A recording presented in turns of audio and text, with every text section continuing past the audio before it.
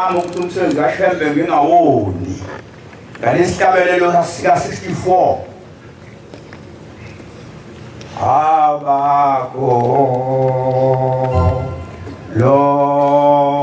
lavana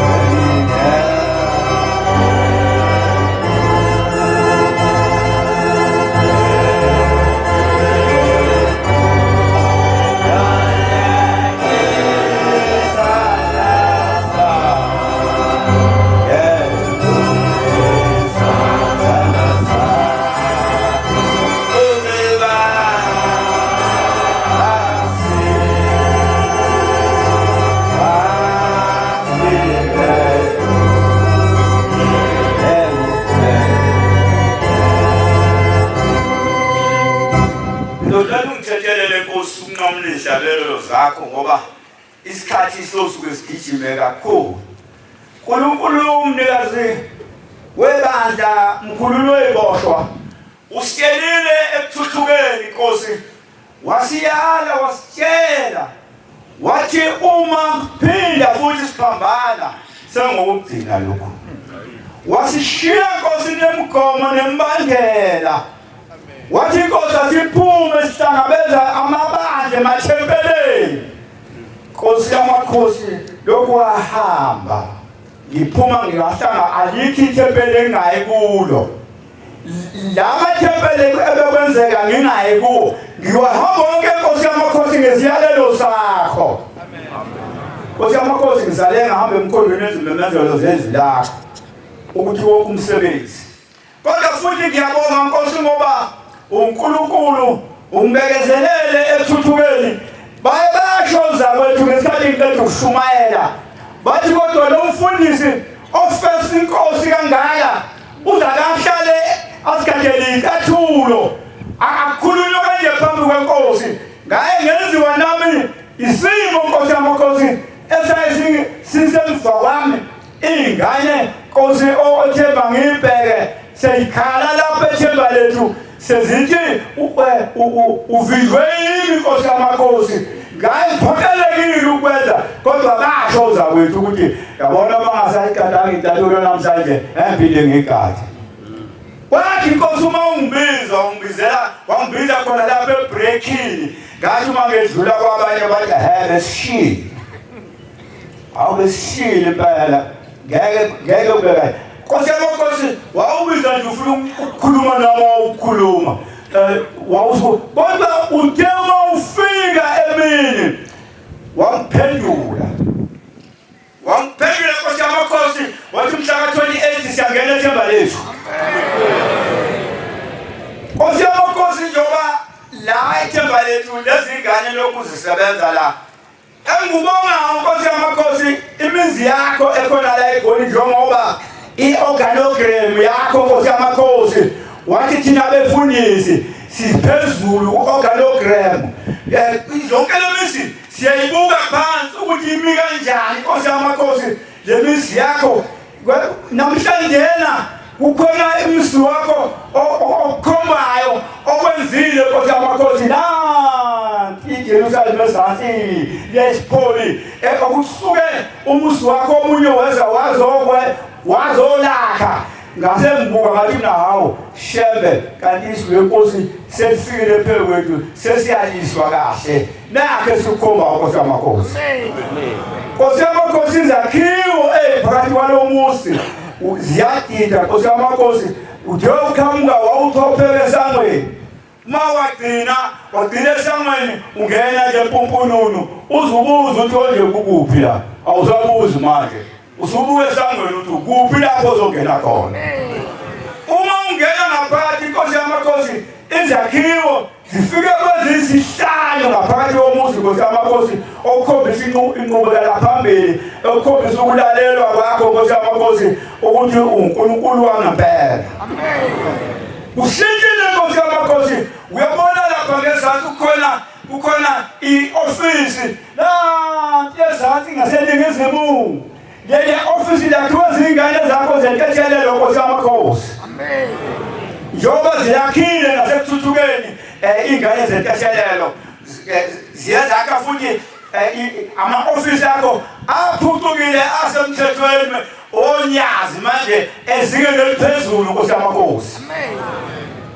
umsi wakho futhi uphinde wa-upgradewa i-water reticulation Nkosi yamakhosi wonke lo muzi lona uhamba ngevolume ephezulu ye-water reticulation konke Nkosi yamakhosi kushintshiwe wase eqopheleni lakho Nkosi yamakhosi uzubabusise laba bantwana bawenzile umsebenzi omuhle Nkosi yamakhosi kodwa wena uNkulunkulu ngempela uyazi khona abantu abangakazi uyazi kufanele ngikhethe inkosi kuleli viki bekufanele ngikhethe inkosi kuleli viki ukwangidida thina umdidile uNkulunkulu kuleli viki kuthe ebusuku sibuya ku-1 day ngafika kunezivakashi ezayifuna ukukubona Nkosi yamakhosi ngase bafuna ukuthi ngiyithathele abefundisi ngibalethe kuwe Nkosi yamakhosi ngithathe nabanye abantwana abagulayo ebebesuka eThekwini Nkosi yamakhosi batholakala ukuthi umshumali mangixhumanisa nabo kabangiboni ngahamba Nkosi ngahamba nabefundisi ngithe uma mbuya nabefundisi Nkosi yamakhosi umshumali wayembi nabo wathi kodwa senisale kanjani ngathi nami mshumali ngeke ngibuyele kabili ubaba ukhathele manje ufuna ku-1 day angeke ngibuyele kabili lalani nina ngifikela lesuku bathi ngeke njengane Nkosi yamakhosi yayikhuluma inyakanyaka Nkosi yamakhosi iphabanelwe network emqondweni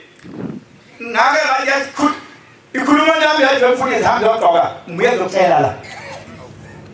ngakudendini ngavula emotweni ngakhipha umjimvo ohlala emotweni ngawugqoka ngabuyela kule ngane khuluma ngengane uthini yayikhuluma lento nabontanga uyaguleka la ithe isuka ya ukhuluma umuntu ongasekho kuyona yakhuluma le ngane ukhuluma lesikhathi sithi siumangwana sona hawu ngithengiswa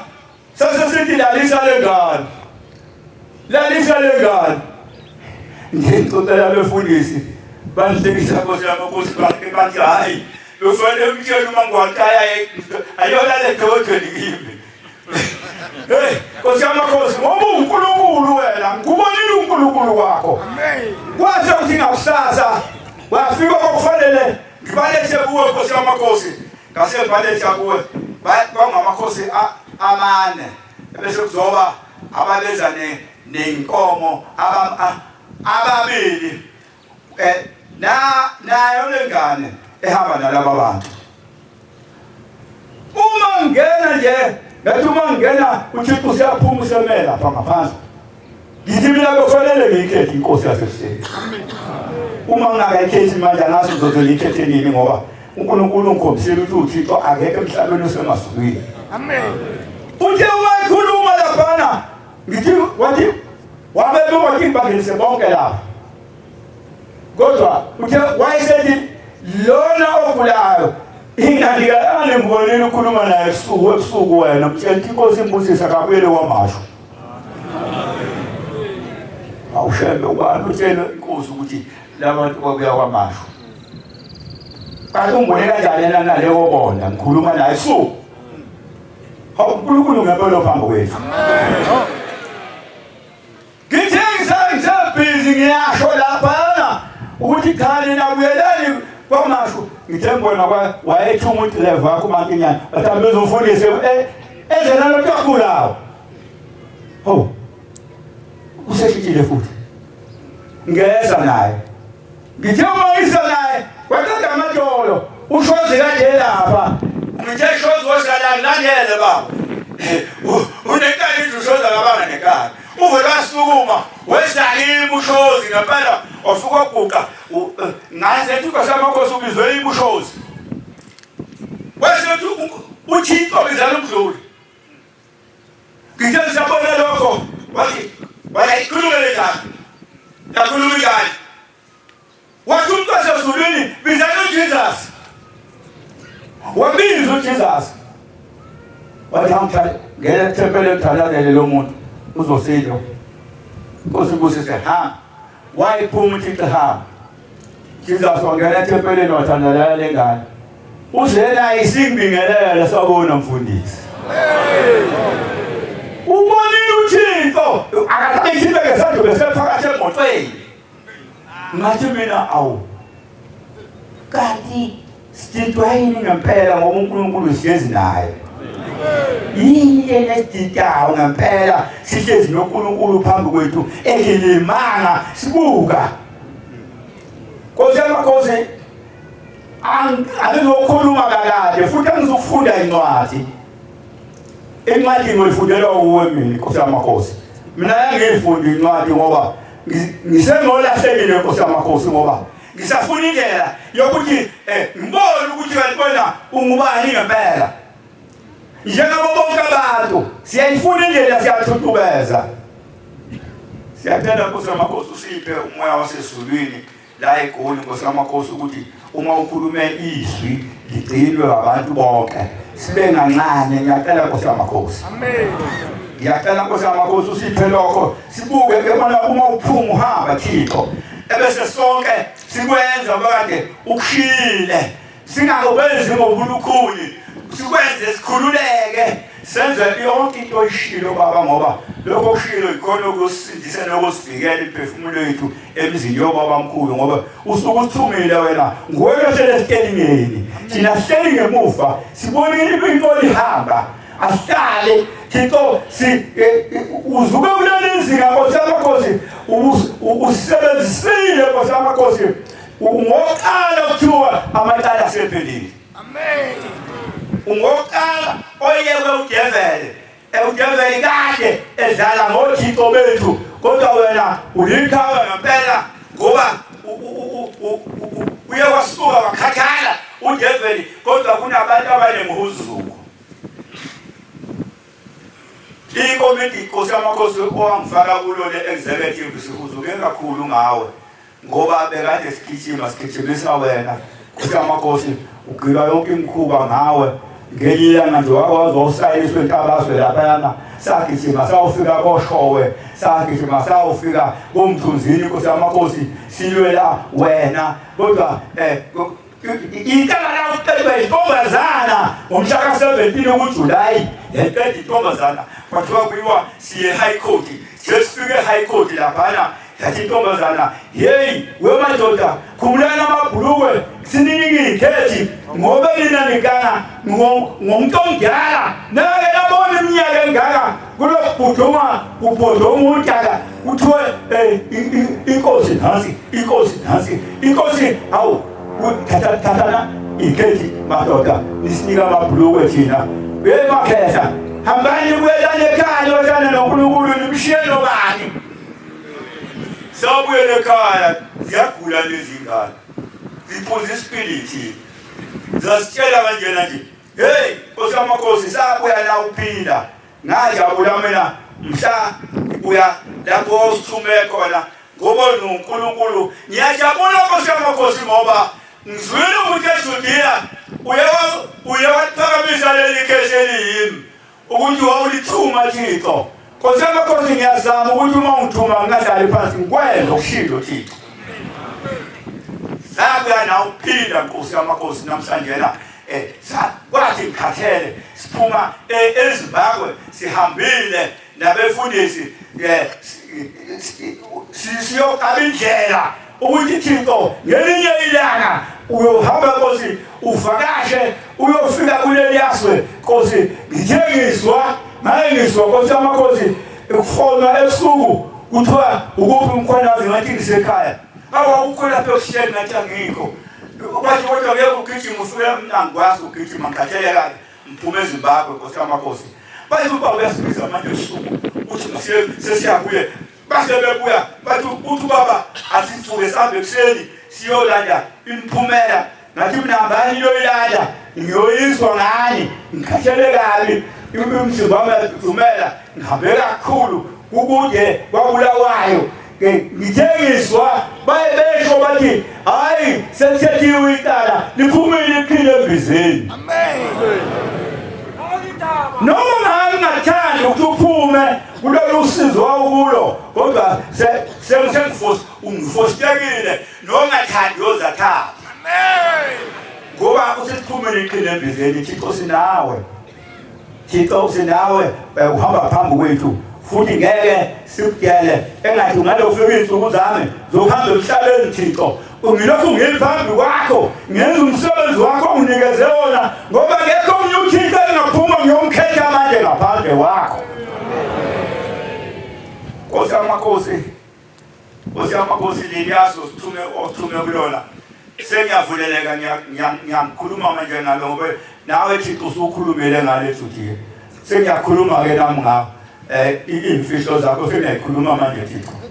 leliyaso Nkosi yamakhosi likulambele Nkosi yamakhosi lilambele wena njobe lolizwa kuthiwa uyesu uzofika ingilozi ziyoze zisho ngelinye ilanga siyofika khona Nkosi yamakhosi likulindile Nkosi yamakhosi leliyaswe ngijabulile ngoba inkosi yakwaKhumalo ifika lapha eyakhona laphana eMthokazi ade nginayo le kade ngilethe kuwe Thixo ngikhuluma nayo ithi nayo ngiswele mina ukuthi kube uyithunywa zifikile kodwa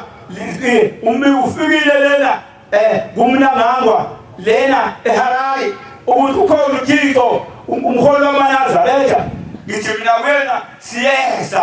siyeza ngathatha ama-particulars akhe onke ngafonela umfundisi uNdebele esemsebenzini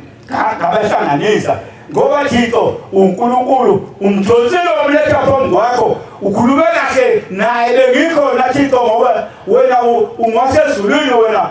umabona kude ovulela yonke iminyango evaliwe zonke ezihluphekayo zisa kuwe Nkosi ufike uziqaqele wena sekuzokuya kubukhosi bakwamzilikazi manje ngoba nakho sebeyakwazi ukufika kuThixo umkhululi wembosho. Amen. Thixo awukhethi umuntu awubakhethi abantu obathumayo size senza entabazwe Thixo wafika uArchbishop entabazwe wakhuluma naye Thixo wakhuluma naye wathi kusicakacaka ekhuluma isiSuthu sambiza umfangela umakho sathi akeze wasixhumanisa umfangela umakho Nkosi amakhosi awu 25 Nkosi amakhosi ake sithi ukuphuma ingoma esenzele ukuthi uNkulunkulu umsebenzi wakhe uhambe osiyamukela ithimba lami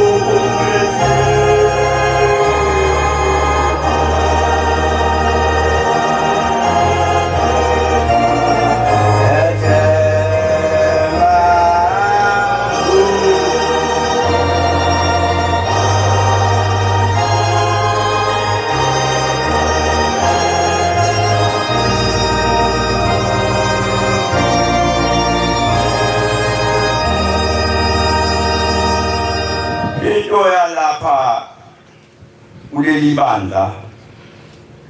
amakhosi sisenkosini yesihlanu ubuye ubhombela waphila wabalwa from number 1 wa number 5. Inkosi lenkosi ithuma ishito efikayo iyayazi ishongeni inkosi yathi inyanga yesizulu ey'ngaleni zakwamakho yathi azenze ihlabelelo lizona lezi ziyishintshe ngesisuthu zenza zithe sezenzile into eyintuthuko ike ibe iqale kuleli bandla kube kufika ukuthi awu sekuzofundwa ngesisuthu manje inhlabelelo kahle zama-ke ayizange iqhubeke zalinda ubhombela wesihlanu uthuthu maselifikile ziyofundwa ufikile kubhombela wesihlanu manje usithumele elisuthu akakhethanga balala muntu kodwa zakhanga seyisethwa ngama-passport lapha eNtabaso owayene-passport umfundisi akekho kwathiwa kangahamba kwathiwa sihambe siyozwa lo-archbishop sahamba-ke thina esihlala ama-passport ekhona ey'khwameni sakrosa emaseru sasawufika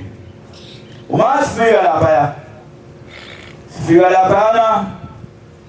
u-archbishop ubize ibandla lakhe watshela wathi khona iy'vakashi ezizofika kodwa-ke ngizoyibona nje nami archbishop wasifaka phakathi endlini yokusonta wakhuluma nathi wasitshela yonke into edala ukuthi esection befuna ukubhatathiswa wasitshela ukuthi ube na 20 years wathiwa makaqambe ibandla njengamanje una 47 years uthi uqambelele ibandla wathiwa makalenze libeke elase-Afrika ngoba libhalwe isithombe somlungu i-St. Peter's Christian Church. Kuthiwa kalenze Afrika ukuthi bangathatha isikhathi ukuthi kushuthi ngidingile Afrika ngoba isi-Afrika vele uthi aphinde yabuya le ngilozi yangitshela ukuthi besithi thina lenze lase-Afrika libe yiNazaretha Baptist Church ehleli anda unyazi lwezulu. Yilapho-ke engisuke khona ngaye eSwazini senze ngakabili eSwazini kusho ukuthi afike sisuke sishawe i-language communication ukuthi sizwe ukuthi uthini lo muntu kwaze uThixo ozowenza isu lakhe ukuthi ngempela engicela ukuledlula lelosu ngelikhathi ukube kuze kwaziwe ukuthi kukhona umuntu ngempela ofuna ukuza lapha kodwa shawa ile language ukubuya unyazi mhlakuthanda liyosenza sibe bilingwazi sasi zonke ilimi khona sokwemukela konke abantu hayi Nkosi yamakhosi yasitshela le ntombazana lo archbishop wathi ufuna ukubhatathiswa manje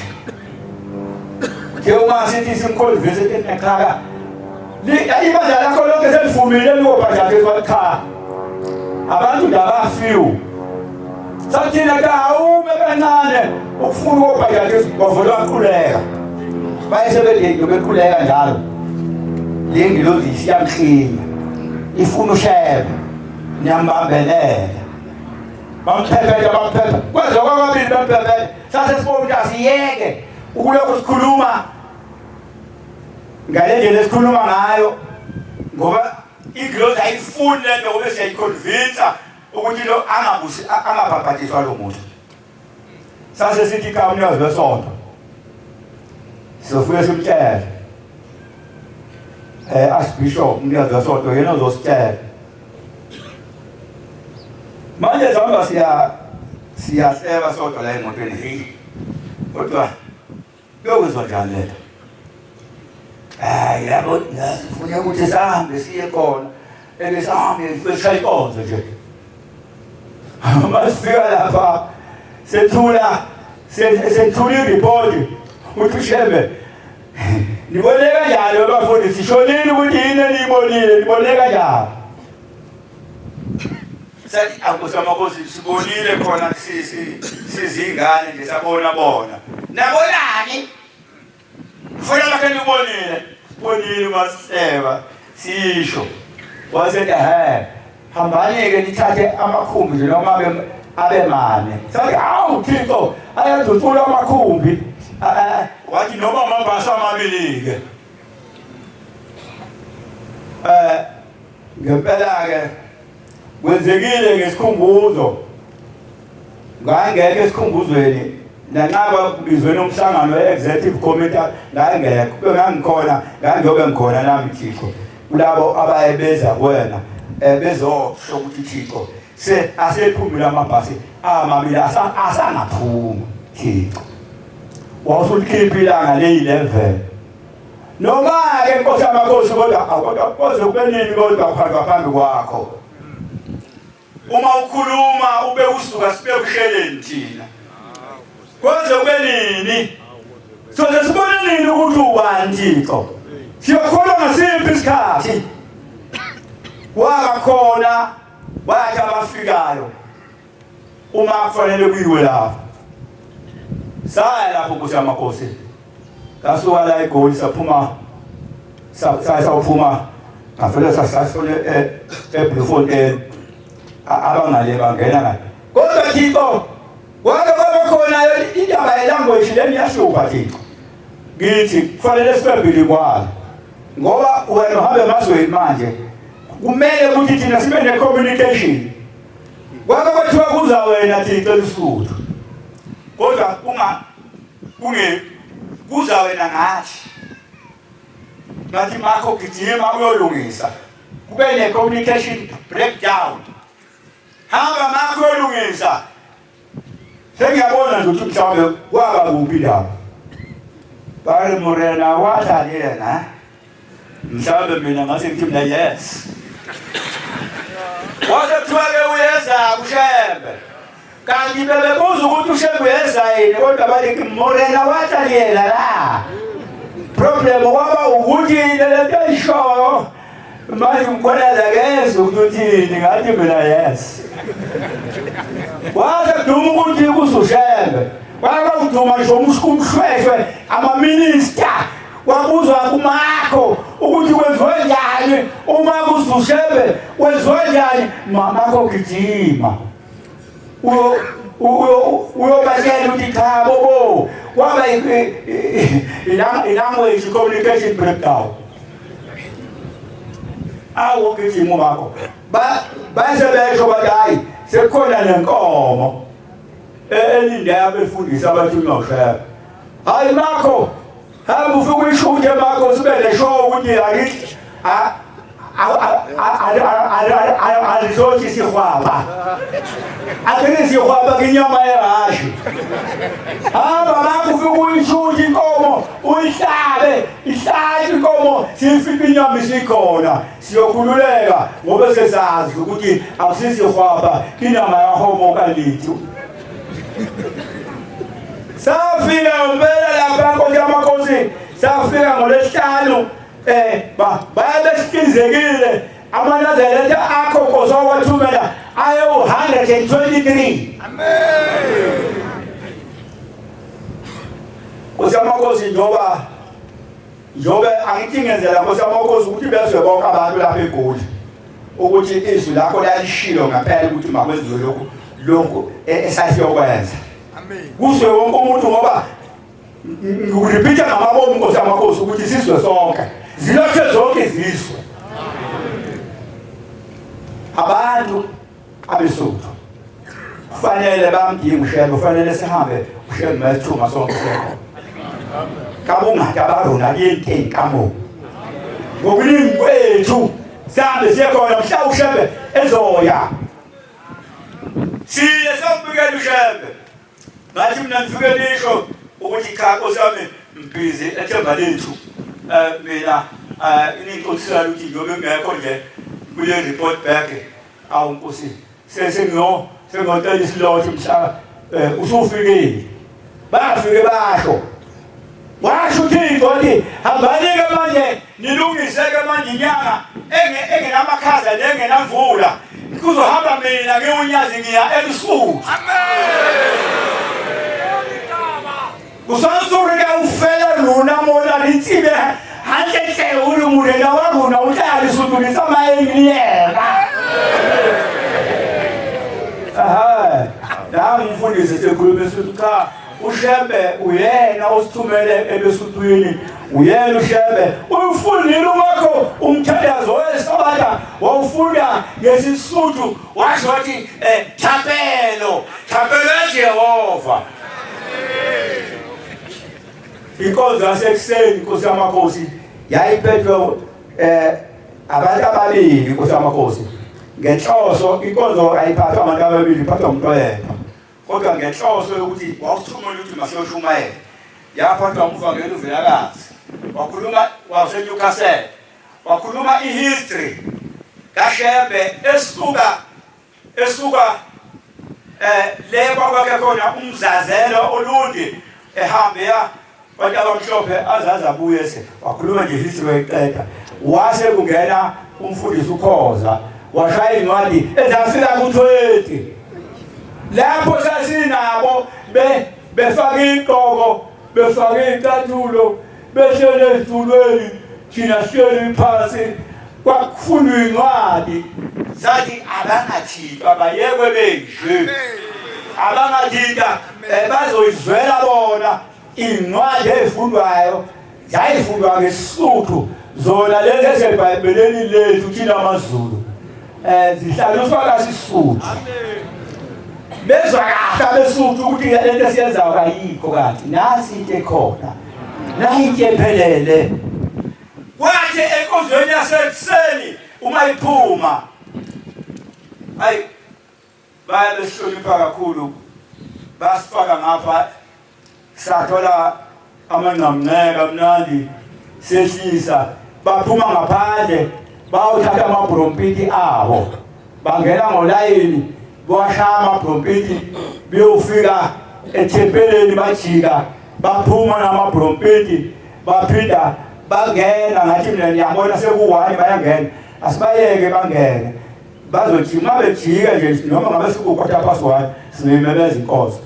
uma bejika nje bethi ebese sithi umshumela kamemeza inkosi bathe bejika sebephuma sebeya ngaphandle futhi sebeyothatha ishaza lesithathu wasebemeza umshumela wathi sontweni wabona ukuthi ishayile base bebuya babuya beza bafike bakhipha itulo eholweni bayibeka ngaphandle bagumula itathu amen bayibeka ngaphandle bakhipha iqoko bangena esontweni bahlala phansi amen ngenkonzo yasemini cha inkonzo yasemini inkosi yamakhosi yasiphatha uhlanya lwakho lona lolo luguqile yaphathwa uhlanya lwakho inkosi yamakhosi ngathi ushayisa izulu wena ngase ngithi hayi kahle kahle abantu abafanele bezwe kahle ngathi ngonyazi namba awuthi mfele ngeqe sengeqileke manje ngase ngishanga esisuthu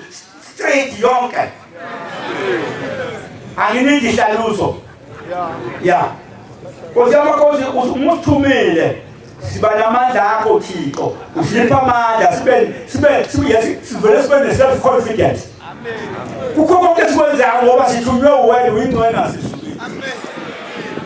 Nkosi yamakhosi umsebenzi wakho mningi kakhulu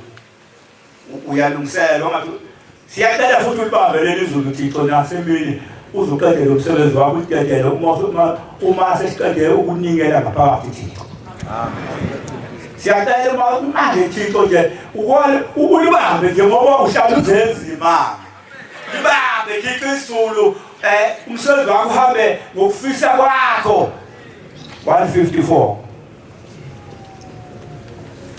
154 ngiyakho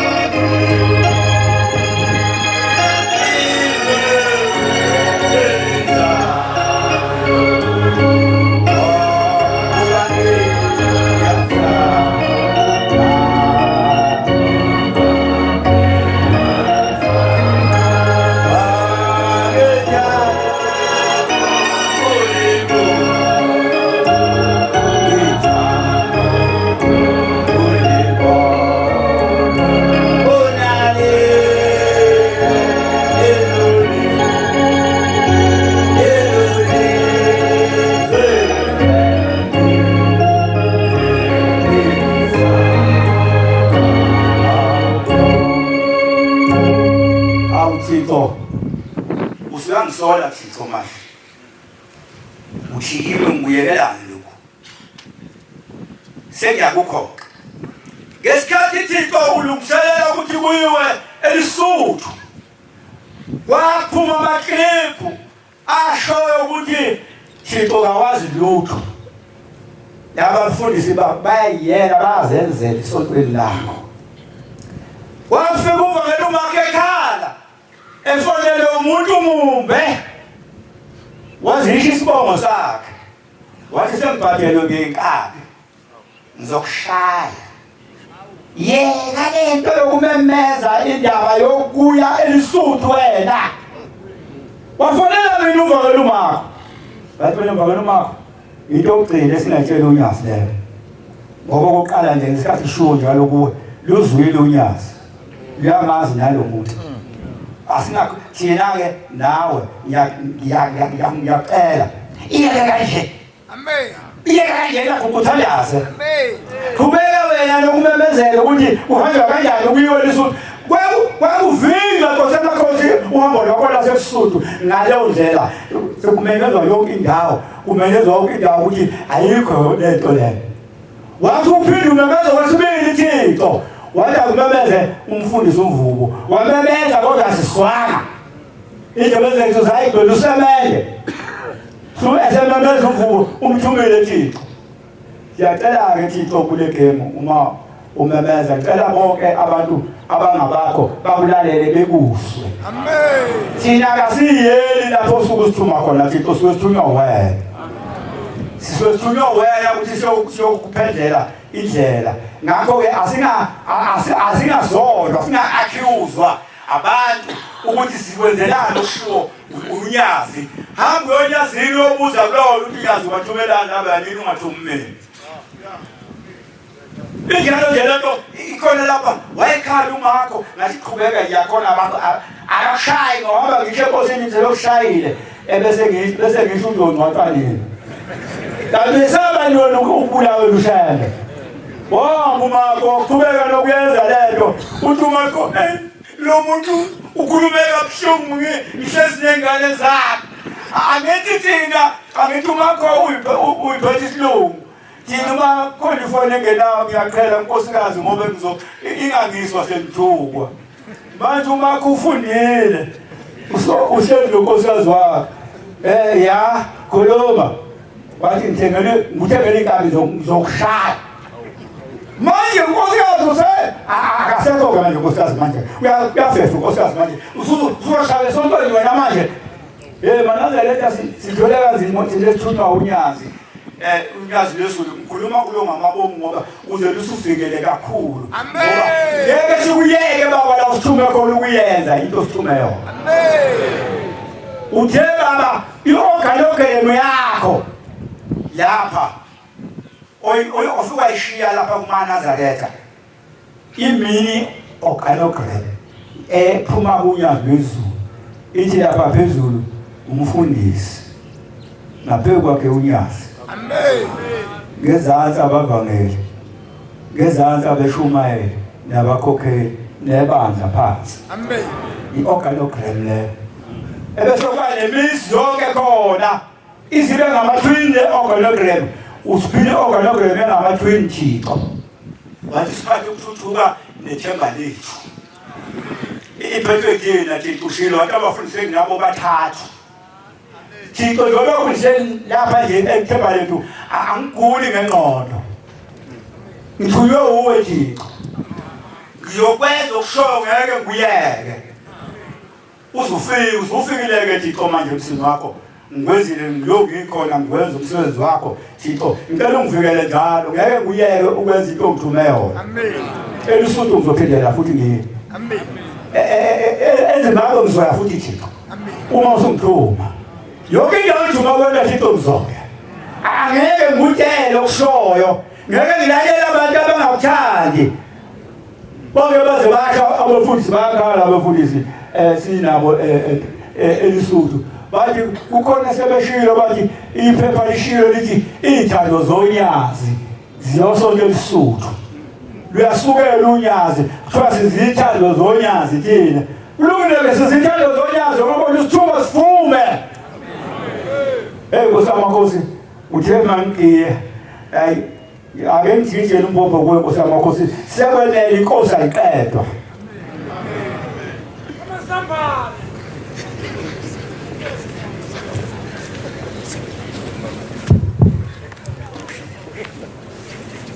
siyabonga amazwi naleso tuku ufundiswe inkosi izimbusise